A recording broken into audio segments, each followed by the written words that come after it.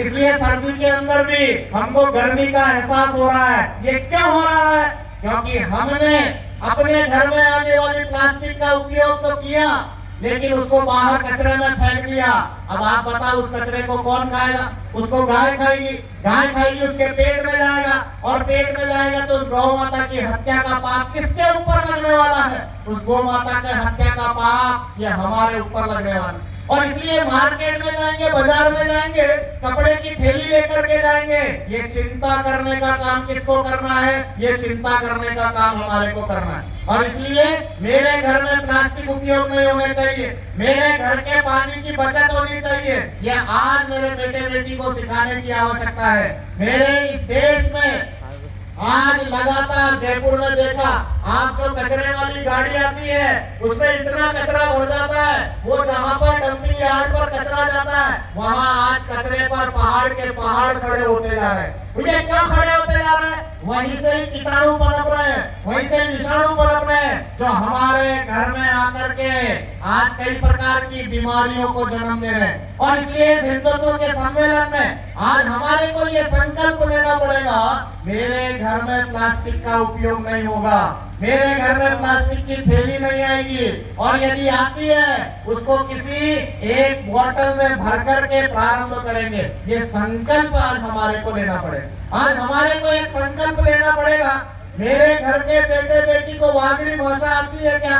मैं तो बहुत अच्छी वागड़ी बोलता हूँ, मैं तो बहुत अच्छा वागड़ की भाषा बोलता हूँ, लेकिन मम्मी आज मॉडर्न हो गई। मेरे बेटे बेटी को वागड़ी नहीं, बल्कि उसको गौ माता को गाय नहीं बल्कि काऊ बुलवा रहे हैं। हमारे को समझना पड़ेगा, एक छोटे से बालक बालिका को यदि माँ कहेगी बेटा काऊ को रोटी दिया, तो वो काऊ को काऊ ही समझने वाला है, वो काऊ को गौ माता समझने वाला नहीं है। ये बात कौन सिखाएगा?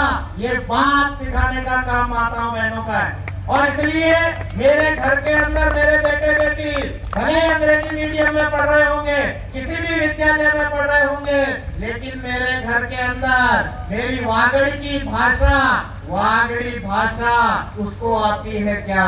ये सिखाने की जिम्मेदारी किसकी है? ये सिखाने की जिम्मेदारी माताओं बहनों की है। और इसलिए आज के इस हिंदू संगम में एक संकल्प ये लेना है, मेरे बेटे बेटी को वागड़ी भाषा आनी चाहिए, उसमें हीन भावना प्रस्तुत नहीं करनी।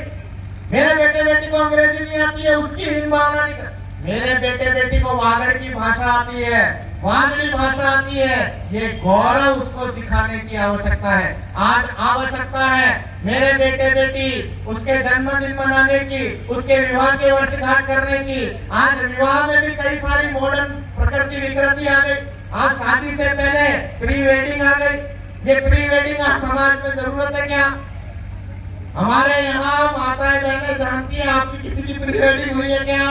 नहीं। तो फिर क्यों बेटे बेटी की प्री वेडिंग करी जा रही है? ये संस्कार है कि कुसंस्कार है? ये समझना पड़ेगा। आज उसके पहले से ही प्री वेडिंग के फोटो वोटी शादी में मंडप घुसते हैं, उससे पहले ही लगा देते हैं। ये मर्यादाएं टूट रही है समाज के अंदर। इसको ठीक करने का काम कौन करेगा? ये माताएं बहनें करेंगी। आज हल्दी होता था, उस हल्दी के इवेंट शुरू हो गए। आज मेहंदी होती थी, उस मेहंदी के इवेंट शुरू हो गए। जिसके घर में शादी है उसका खर्चा आज कितना बढ़ा दिया इन इवेंट वालों ने। 500 लोगों का खाना मेहंदी के दिन भी हो रहा है, 1000 लोगों का खाना हल्दी के दिन भी हो रहा है। ये व्यवस्थाएं समाज के अंदर आकर प्रवेश कर गई। मुझे लगता है इन बातों को आज ठीक करने के लिए हिंदू सम्मेलन है। और इसलिए आज यहाँ जो बातें आपके सामने आने वाली है, उन बातों के लिए राष्ट्रीय स्वयंसेवक संघ 100 वर्षों से मेहनत कर रहा है। केवल किसके लिए मेहनत कर रहा है? आज ये कई कार्यकर्ताओं ने आप लोगों को यहाँ पर खड़ा किया है। इसके पीछे इनकी 1 महीने की मेहनत है। उनको कोई टीएडीए नहीं मिल रहा, उनको कोई वेतन नहीं मिल रहा। केवल और केवल आप लोगों के बीच में कुछ विषय ये ठीक से जाने चाहिए, इसको लेकर के पिछले 1 महीने से वो प्रयत्न कर रहे हैं। और केवल यही नहीं, पूरे देश भर में इस प्रकार के 80,000 सम्मेलनों के कार्यक्रम हो रहे हैं। 20 करोड़ से ज्यादा लोगों को इन विषयों को आज बताने की आवश्यकता है। मेरे बेटे को राम पढ़ाने की आवश्यकता है, मेरे बेटे को कृष्ण पढ़ाने की आवश्यकता है, मेरे बेटे को जीसस पढ़ाने की आवश्यकता नहीं है। मेरे बेटे को क्या पढ़ाना है ये तय करने वाली ये माँ है। और इसलिए आज के इस विराट हिंदू सम्मेलन में ये प्रयत्न हम लोगों को करने पड़ेंगे। इन बातों को लेकर के मेरी बहन ने जो विषय रखे हैं उन विषयों को आज केवल इस कान से सुनकर के इस कान से मत निकाल देना, इस कान से सुनकर के मुंह से भी मत निकाल देना, इस कान से सुनकर के मस्तिष्क में रखना, पेट में रखना। हाँ साहब सुन के तो आते, एक साहब ने बोला तो था और यहाँ से बाहर निकलते ही प्रसाद खा के जय श्री राम। ये ऐसा नहीं होना चाहिए, वरना हमारी मेहनत पे पानी फिर जाएगा। और इसलिए आप लोगों की ये जिम्मेदारी है, ये भारत ये मातृ शक्ति के कारण से आगे बढ़ता है। एक माँ, एक बहन, एक बेटी, दो परिवारों को जोड़ करके चलती है। और इसलिए आपकी जिम्मेदारी है, मेरे घर का परिवार सुरक्षित रहना चाहिए, मेरे घर का वातावरण सुरक्षित रहना चाहिए। इसलिए बोलो भोजन, एक समय का भोजन परिवार एक साथ करना चाहिए। ये करता है कि किन किन के परिवारों में, मेरे को हाथ खड़े करके बताओ, शाम के समय में मेरा परिवार वो एक साथ बैठ करके भोजन करता है, बताओ। हाँ कब है? मैं धन्यवाद साधुवाद देता हूँ आप लोगों ने अपने परिवार में। इसलिए उस समय में कोई राजनीति की बात नहीं होगी, उस समय में कोई टीवी नहीं चलेगा। आज ये मोटू पतलू ने भी कई खेल बिगाड़ रखे हैं। उस बेटे के कहिए, एक समय था ना हमारे यहाँ पे जमाना था, ये जो पुरानी पीढ़ी बैठी हुई है ना, इनके समय में गुरुजी, माताजी, पिताजी होते थे। लेकिन आज तो 3G 4G 5G हो रहे हैं। उस समय में पिताजी की एक झापट पड़ती थी तो सारा नेटवर्क आ जाता था। आज 5G के नेटवर्क से भी नेटवर्क नहीं आ रहा है। ये जो मेरी माता है, बहने, बेटी ये जानती है, इनकी माताओं ने जब इनको सब्जी, तो उस समय सब्जी होती थी, आज की माँ के पास बहुत सारे ऑप्शन है। अगर बेटा सब्जी नहीं खा रहा है तो बर्गर खा ले, पिज्जा खा ले, नमकीन चावल बना देती हूँ, पोहे बना देती हूँ, कुछ तो खा। लेकिन अपने सामने ये ऑप्शन नहीं होते थे। अपनी माँ कहती थी बेटा तेरे पास दो ही ऑप्शन है, या तो सब्जी खा ले या झापट खा ले। हम दोनों पसंद करते थे, पहले झापट खाते थे फिर सब्जी खाते। और इसलिए आज का ये वातावरण एक परिवार के विषय को लेकर के ये हिंदू सम्मेलन आयोजित किया गया। और इसलिए शब्द की मर्यादा आपको सुरक्षित रखने की आवश्यकता है और गर्व से कहो हम हिंदू हैं ये बोलने की आवश्यकता है।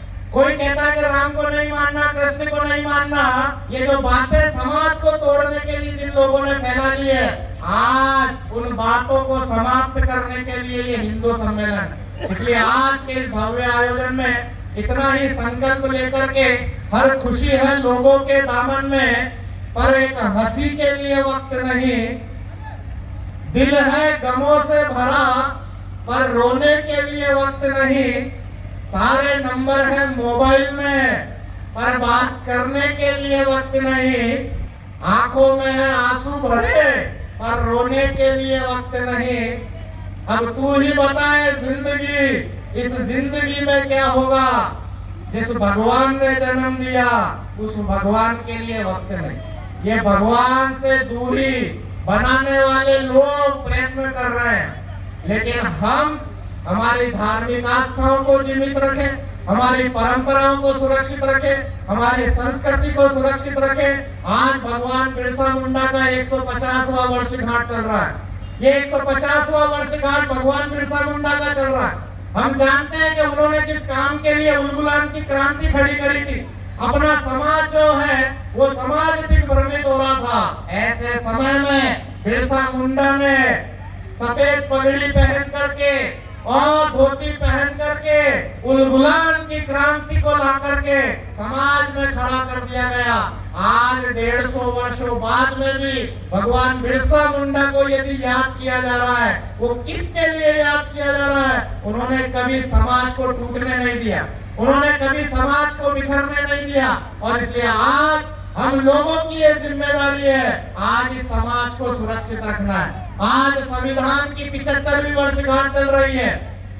और इस संविधान की 75वीं वर्षगांठ में हम सबको संविधान की बातें याद करनी पड़ेगी। ये जो मेरे भाई लोग बैठे हुए हैं, आज इनको सरकार ने सड़क सुरक्षा का कानून समझा रखा है। क्या हम गाड़ी चलाते हैं जब वो हेलमेट पहनते हैं क्या?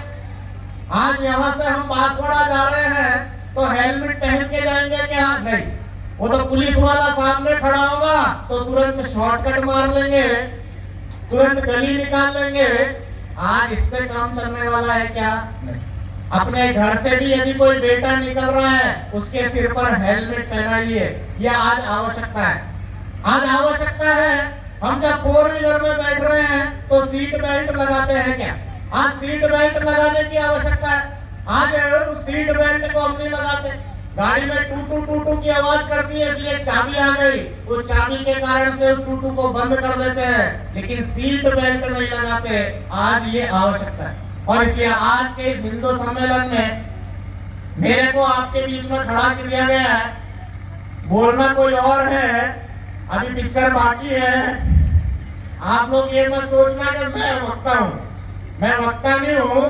मैं तो यहाँ आया था और आपके बीच में मुझे खड़ा किया गया क्योंकि जो आने वाले हैं उनको टिमेड़ा के कार्यक्रम में शोभा यात्रा थी। उस शोभा यात्रा में उनको थोड़ी देरी हो गई तो कार्यक्रम लेट हुआ। और इसलिए हम सौभाग्यशाली हैं कि एक वरिष्ठ संघ के बड़े अधिकारी हम सबके बीच में आने वाले हैं। थोड़ी दूर में ही वो अपने कुछ अंश पूरा इंदौर मुंबई से चल करके आ रहे हैं और मुंबई से रात को हवाई जहाज से पहुंचे हैं। वहां से फिर रात को ट्रेवलिंग करके कुशलगढ़ पहुंचे हैं। कुशलगढ़ से टिमेड़ा गए हैं और टिमेड़ा से सज्जनगढ़ आने वाले।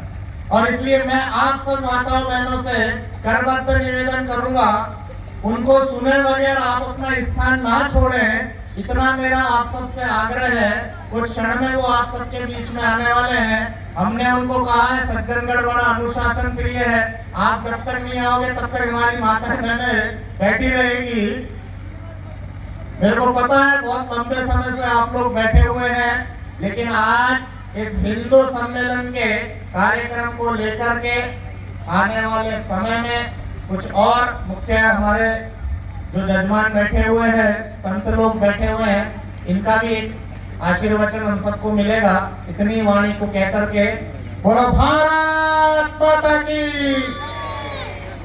आप में से अयोध्या कौन कौन गया है और कौन कौन जाना चाहता है? दिनेश जी, इन सबको अयोध्या ले जाने की योजना बनाने में तो ये बैठे रहेंगे, ठीक है? अभी जो मार्च मई जून की छुट्टियां पड़ेगी उसमें आपके लिए पूरी ट्रेन बुक करा देते हैं, ठीक है? अभी नहीं जाना तो कब जाना है?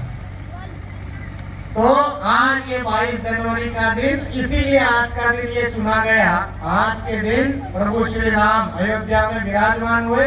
ये 2 वर्ष की इस पाटोत्सव का कार्यक्रम आज अपने सज्जनगढ़ में नहीं, पूरे देश भर में कई सारे आयोजन हो रहे हैं। उस आयोजन के निमित्त हम लोग बैठे हैं। बोलो प्रभु श्री रामचंद्र भगवान की।